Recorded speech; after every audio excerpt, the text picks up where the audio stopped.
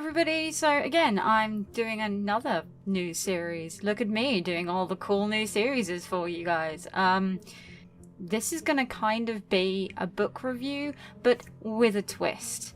Now, someone very famously said to me when I worked in a gaming store that you don't get any achievements for reading books. I still stand by the argument that you do. It's called an IQ. So, if you like video games and you find one of these awesome books, I always recommend giving them a go, but always take them with a pinch of salt at the same time. Why do I say that?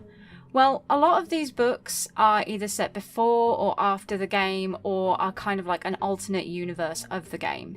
And I want to explore that in giving you a bit of like timeline history, essentially. Well, at least in this episode. So today I'm going to be kind of doing a mini review of the first two books of the original series of Five Nights at Freddy's. Why am I not including the third one? Because honestly I haven't read it, because after what happened at the end of the second one I wasn't really sure I wanted to pick it up.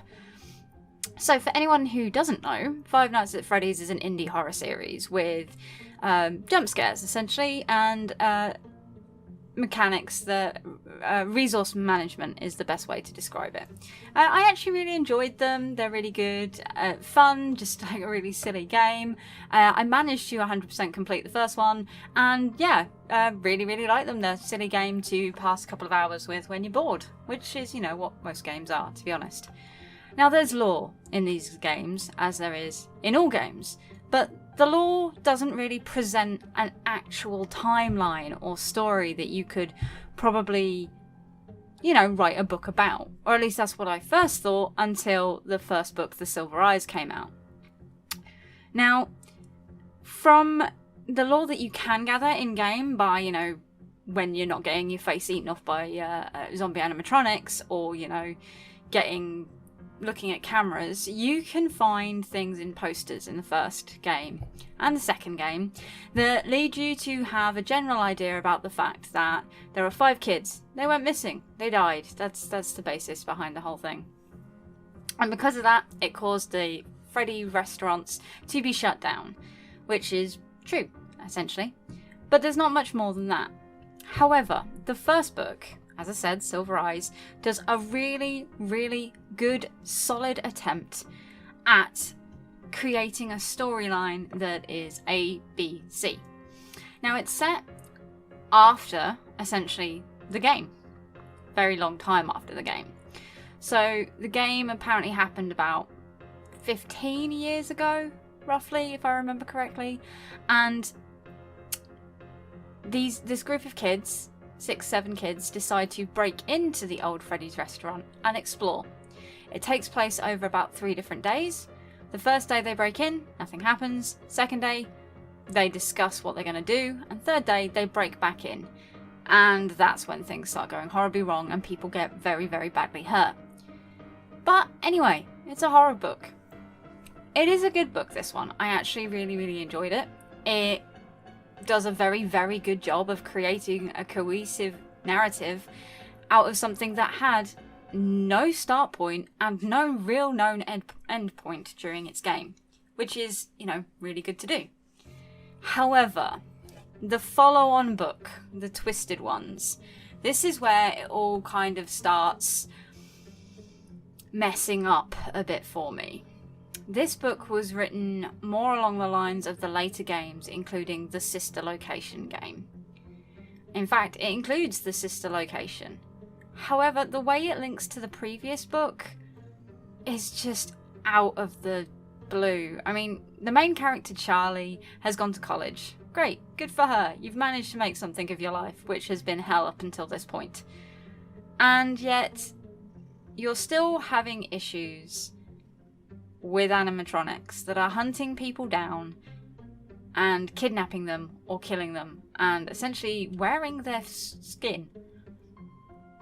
It comes out of the blue, out of nowhere. And again, this was written just before Sister Location, and since then in Sister Location that has happened. I am aware of this fact, but that's still really threw a curveball. Probably if I read this now after the release of Sister Location and the newer games, etc, it would make a lot more sense. but it was just such a jarring difference to the entire series. It doesn't even have any of the glibly thrown together things like pain and torment or anguish or whatever they want to call it that animates the animatronics in the newer games. There's none of that in the book. The previous main villain, Dave, the purple guy, comes back in the second one, but he died. Properly dead in the previous game. But now, through no idea at all how it happened, he is reanimated within his suit and has created new animatronics to go out and hunt down this tiny little disc that Charlie got when she escaped the previous book. Which, again, doesn't make an awful lot of sense considering there was no laboratory, no building requirements in the previous restaurant or anything like that. It's so different, and it doesn't really seem to actually follow the narrative of the previous game. I mean, book. Jeez, gosh. I don't know, it just... When you read it, the difference is so jarring and so ridiculous that at the time, it even stopped me playing some of the newer games. I just watched lore videos on it to try and figure out what the hell was going on. Five Nights at Freddy's has such a vast knowledge base and lore and fan base, etc. I get what Scott Cawthon was trying to do by writing these books. Because he hadn't introduced these to the games yet and tried to introduce them through the books, it didn't really work. It was so awkwardly done, and especially from what I hear about the third book, where it comes to the fact that Charlie, who we've been following throughout all the previous series, is actually an animatronic. For God's sake, she has a boyfriend. How do you expect him not to know that she's an animatronic weirdo? I don't really get it. So, in short, if you like Five Nights at Freddy's, read the first book. Don't read the second one. Don't read the third one. The first one's really, really good. Second one's very weird. And, ugh, don't really want to touch the third one. There's also the other anthology series of books, which are pretty good, but don't really seem to mesh into the main storyline and just seem to be random tack-on stories to the Five Nights at Freddy's universe. Not necessarily a bad thing, but this was all supposed to be in 2 restaurants. How did they make that many animatronics for 2 restaurants and not get found out? I mean, just all seems a bit weird to me.